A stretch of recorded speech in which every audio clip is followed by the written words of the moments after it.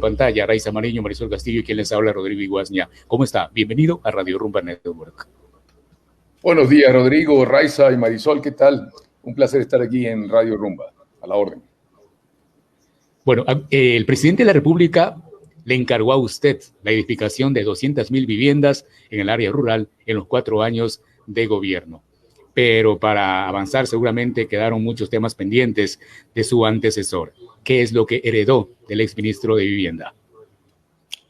Bueno, te puedo comentar, he heredado un ministerio con gente muy valiosa, con gente con ganas de trabajar, quizás un poco mal liderados y ajenos a la finalidad de lo que realmente debería ser el Ministerio de Vivienda y Desarrollo Urbano. Siempre yo les pregunto a ellos, ¿cuál es la finalidad, no? ¿Para qué vienes a trabajar? ¿Cuál es tu propósito? Y muchas veces no supieron responder esas preguntas. En este mes hemos puesto casa en orden, un arqueo total de todo lo gestionado en el gobierno pasado, y no tanto como para poder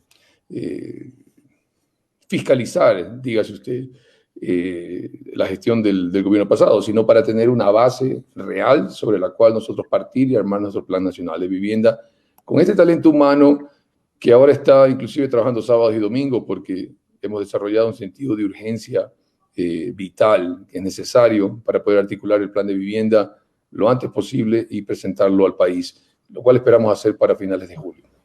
Señor ministro, el gobierno anterior también tenía ese plan Casa para Todos. Seguramente había muchos proyectos y había quejas de la ciudadanía, del pueblo ecuatoriano, que también, así como el presidente Guillermo Lasso ofreció en campaña, también Lenín Moreno ofreció.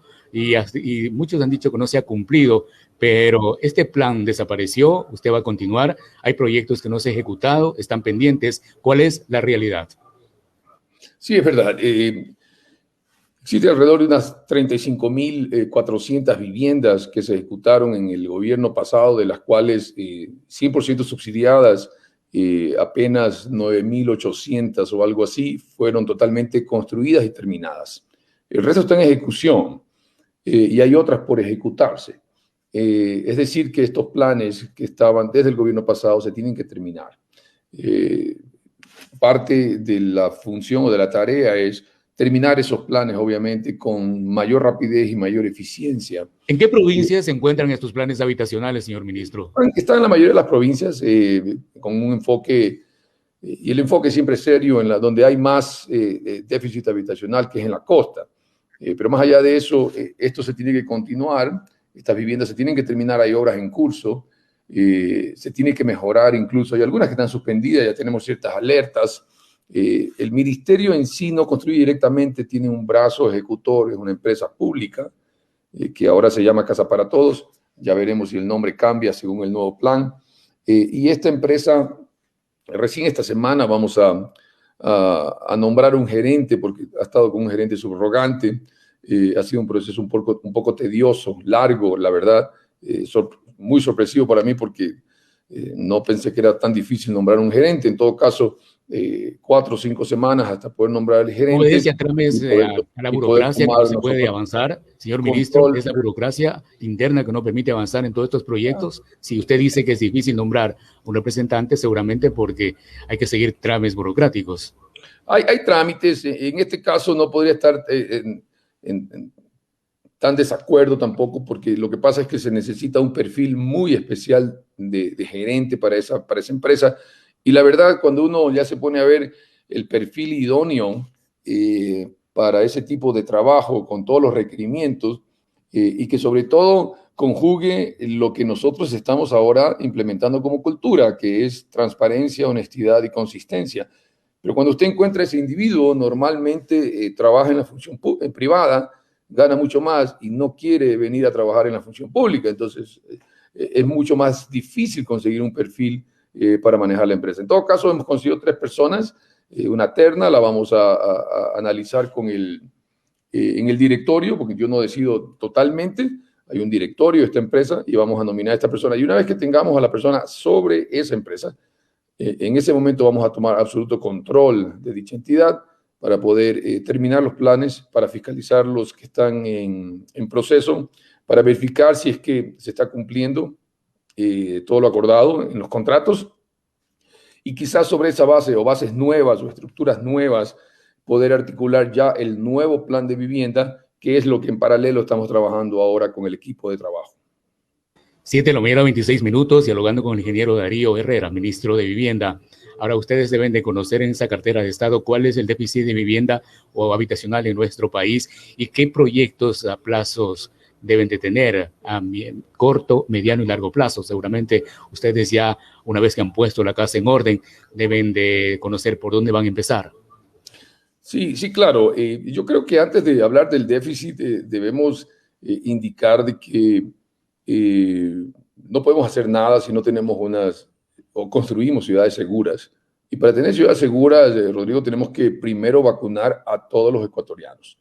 La semana pasada, el día viernes, a las 2 de la tarde, yo tuve una reunión con la ministra de Salud y articulamos durante el fin de semana el inicio de la vacunación del sector de la construcción, que empezó el día lunes en la empresa Cubiec, al sur de Quito, y ayer se vacunaron más de 1,000 personas. Se espera vacunar 5,000 personas en esta semana y estamos ya articulando y gestionando para poder vacunar personas en Guayaquil a través de 2 o 3 gremios de la construcción. Entonces, esto es lo primerito que tenemos que hacer como plan inicial. No hay un plan de vivienda si no tenemos a las personas vacunadas y yo les ruego a todos los ecuatorianos, por favor, vacúnense, estén atentos a su lugar de vacunación, lugardevacunación.cne.gov.es. Por favor, ingresen a la página y vayan y vacúnense. Todas las vacunas son completas y absolutamente seguras. Segundo, Rodrigo, mira, mantuvimos ya el primer gabinete productivo hace 2 días. En este gabinete el enfoque total fue primero, bajo el grandioso liderazgo del presidente Lasso, cómo vamos a generar más empleos. Esta es la pregunta, ¿no? Y el sector de la construcción es un generador de empleos brutal. O sea, yo no creo que entre agricultura y construcción, me imagino que están la mayor cantidad de empleos en el país. Entonces, tenemos los planes. En los primeros 30 días nosotros destrabamos alrededor de 500 proyectos nuevos de inversión privada que generan alrededor de 30 a 40 mil empleos y una inversión de casi $1,000 millones. Y lo hicimos solamente con 2 acuerdos ministeriales que fueron con la intención de reducir la tramitología en la calificación de estos proyectos dentro del MIDUBI de 180 días a un solo día. Usted me va a preguntar, ¿y cómo hacía un solo día? ¿Qué pasaba antes? Déjeme decirle que yo no sé lo que pasaba antes. Mi compañera Marisol Castillo también le tiene otra inquietud para ir así desarrollando esta entrevista aquí en Cuarto Poder a través de Radio Rumba Network. 7:29 minutos. ¿Cuán de acuerdo estamos, ministro, que el tema de la construcción genera tantos ingresos, fuentes de empleo? Y a propósito de esto, yo recuerdo que usted en el mes de mayo, si no me equivoco, mantuvo una reunión virtual con el sector de la construcción y usted ahí les mencionaba a este sector de impulsar justamente un censo que permita conocer la realidad de las viviendas en el país y también resolver esta problemática que se da en el Ecuador de los asentamientos ilegales. Esto ya está empezando. ¿Cuándo va a empezar? ¿Cuál es la situación en torno a este censo, ministro? Sí, efectivamente. Nosotros como MIDUBI no podemos hacer un censo, tendremos que articular eso con el INEC o con alguna otra institución. Pero fíjese usted, esto es antes de mayo, de poner la casa en orden. Hemos identificado que dentro del MIDUBI y con otras organizaciones hemos tenido información. Parte de poner la casa en orden significa el arqueo de la información también. Entonces, con esta información que ya hemos tenido, hemos elaborado planes y hemos comunicado también a la ciudadanía. Ustedes han visto déficit y en qué parte del país está este déficit. Además, tenemos un registro de 325,000 beneficiarios ya calificados dentro del MIDUBI.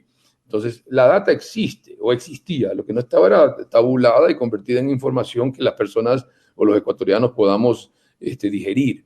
Entonces, quizás hagamos censos aleatorios.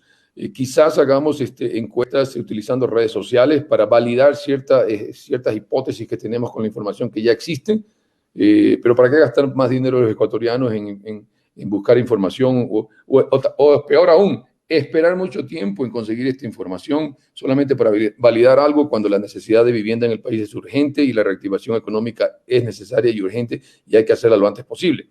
Entonces, muchas veces uno dice que lo perfecto es el enemigo de lo bueno, y hasta cierto punto es verdad. En este tipo de planes y hasta poder nosotros articular todo, tenemos que empezar, y la idea es a finales del mes de julio presentar ya el plan armado, ya consensuado con el presidente de la República, el cual lo revisamos el 10 de junio, pero a finales de julio tenerlo revisado, lanzarlo y articularlo en el mes de agosto y empezar construcción a partir de septiembre en adelante. Estamos con el sentido... Señor ministro, ahora, muchos ciudadanos, prácticamente la clase media, ha sido golpeada por la pandemia, efectos de la pandemia, hay muchos sin trabajo, pero ¿usted cree que habrá acceso a crédito para obtener una vivienda de interés social, tomando en cuenta que también se anunció 500,000 edificaciones para este sector? ¿Será posible algún crédito o alguna forma para que el ciudadano común que no tiene una vivienda pueda acceder en estas circunstancias? Bueno, sí, le cuento. Hemos visto índices de reactivación económica muy potentes post-COVID o todavía COVID, pero ya pasado el año pasado, que fue un año terrible para la economía. La crisis del año pasado ha sido una crisis la más grande en la historia. Entonces ya hay signos muy, muy significativos de recuperación. Eso nos alienta. Tenemos una banca privada fortalecida. Esta banca podría tranquilamente generar créditos por el orden de $1.000 millones anuales en nuevos créditos. Normalmente el BIES puede tranquilamente, si sigue igual, colocar 500, 600, 700 millones de dólares anuales. Y además tenemos un fideicomiso de tasa subsidiada. Consecuentemente, ahí existe el fondeo para vivienda nueva terminada en los sectores de vivienda de interés prioritario y social para los ecuatorianos. No obstante, estamos viendo nuevas formas innovadoras de financiamiento con los bancos y también el futuro. ¿Cuál es el futuro? Es un mercado transparente que genere confianza, donde inversionistas, tanto locales como internacionales, pueden invertir dinero en fondos de inversión inmobiliaria que circulen en la economía y generen proyectos nuevos, compra de cartera y otras cosas que podrían dinamizar la economía del país y el sector de la construcción. Con esto llegamos a la parte final con el señor ministro, el ingeniero Darío Herrera, ministro de Vivienda, que nos ha dado cuenta que lo importante es que la casa ya esté en orden. Y de aquí, pues, se va a ejecutar todos los proyectos, las 200,000 viviendas en el área rural de forma gratuita. Eso es promesa de campaña del presidente de la República, Guillermo Lasso. Y también aquellos proyectos que se va a ejecutar aquí durante los 4 años del régimen. Muchas gracias, señor ministro, por habernos acompañado a través de Radio Rumba Network. Muchas gracias. Es un placer estar con ustedes.